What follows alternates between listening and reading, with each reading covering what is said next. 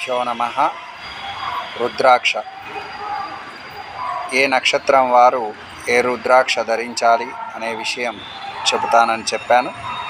ముందుగా రుద్రాక్ష యొక్క మహిమ, రుద్రాక్ష ధరించేటటువంటి యోగ్యత ఎప్పుడు లభిస్తుంది, మరి ఎవరు ఎప్పుడు ఏ రుద్రాక్ష ధరించాలి, స్త్రీలు కూడా అన్ని కాలాలలో రుద్రాక్షలు ధరించవచ్చునా,